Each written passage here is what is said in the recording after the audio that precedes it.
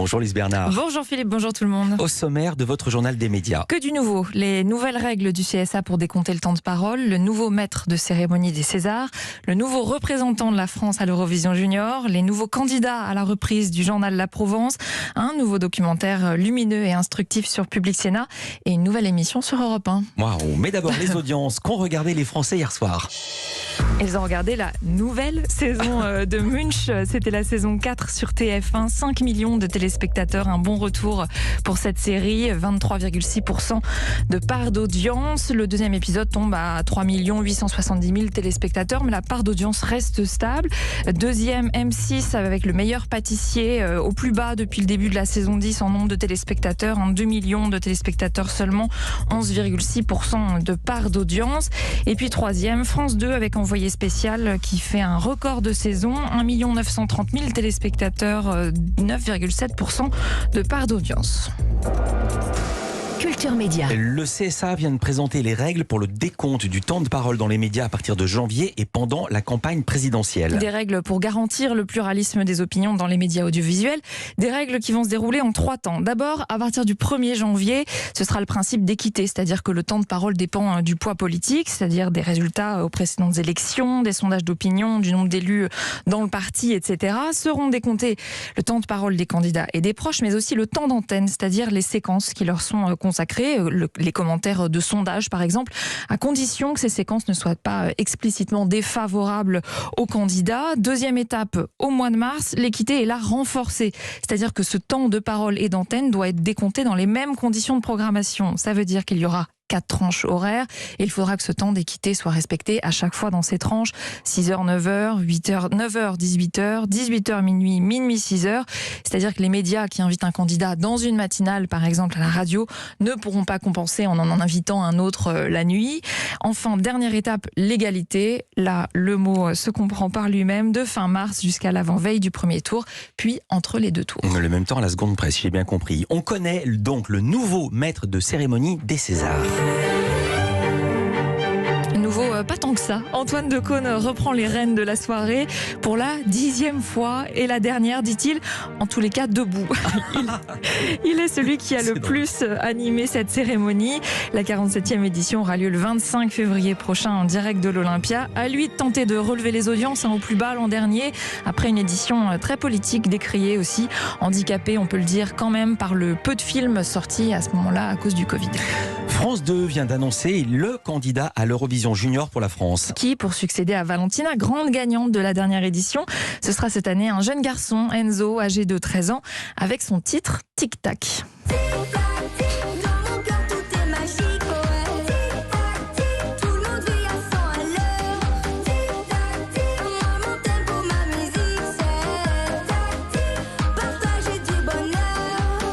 Tétant, ça rentre tout de suite dans la tête. En tétant, je sens qu'on va l'entendre. C'est un titre écrit et composé par Alban Lico, comme les chansons de Carla, Bim Bam Toi et Valentina. C'était les 2 précédentes représentantes de la France.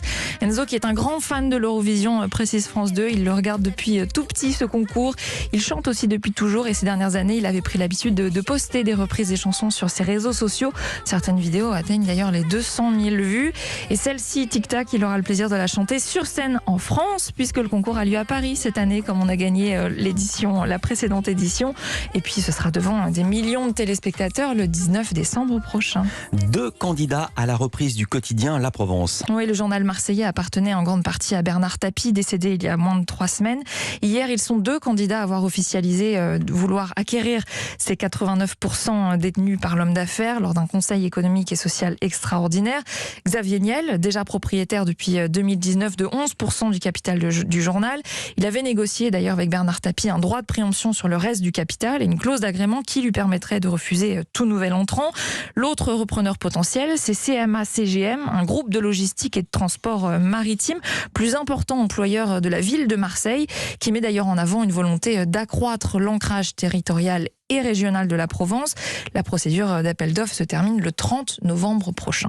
La chaîne Public Sénat, on parle de télévision, propose ce soir un documentaire dans le cadre d'Octobre Rose, ce mois de sensibilisation au dépistage du cancer du sein. Documentaire lumineux et instructif à la fois, raconté à la première personne par Lune Milasi. Elle a 27 ans seulement quand elle découvre qu'elle a un cancer du sein. Elle vient de finir ses études de journalisme. Alors elle prend une caméra et elle se filme. Elle filme son parcours, ses soins, ses rencontres avec les médecins. Elle m'a expliqué pourquoi elle avait fait cette démarche.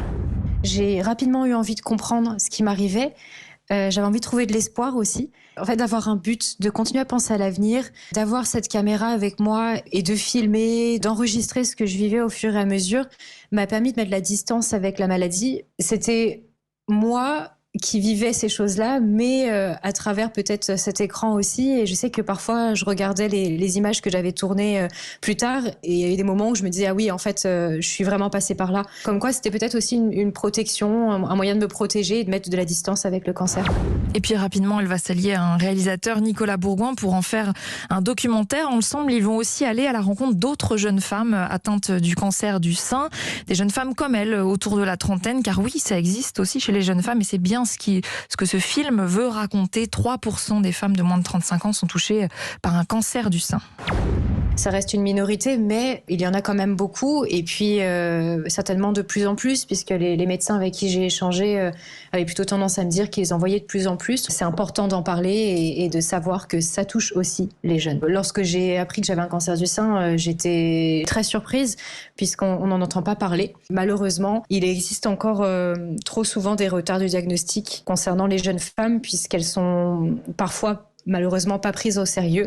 Ça n'a pas été mon cas, mais j'ai rencontré beaucoup de jeunes femmes à qui c'est arrivé. Et on sait à quel point le cancer, c'est une course contre la montre, et que plus tôt il est pris en charge et plus on a de chances de guérison. Documentaire Le Mila s'en va en guerre de Lune Milasi et Nicolas Bourgoin, diffusé demain soir à 21h sur Public Sénat. Et puis, c'était le thème du jour, du nouveau également sur Europe 1. C'est le lancement de l'émission C'est arrivé près de chez vous, dont vous entendez la musique, animée par Bérénice Bourgueil dès demain, puis chaque samedi en direct de 16h à 18h. Un magazine de talk qui revient sur l'actualité avec une promesse de la bienveillance, de la bonne humeur, du sourire, de la découverte et de la proximité, des infos de votre quotidien. Et puis vous pouvez, chers auditeurs, intervenir ou réagir tout au long de l'émission. Merci beaucoup, Louise Bernard. Toutes ces infos à retrouver dans la newsletter média. Inscription gratuite sur europe1.fr. À lundi pour un nouveau journal des médias et les audiences du week-end. À lundi, bon week-end.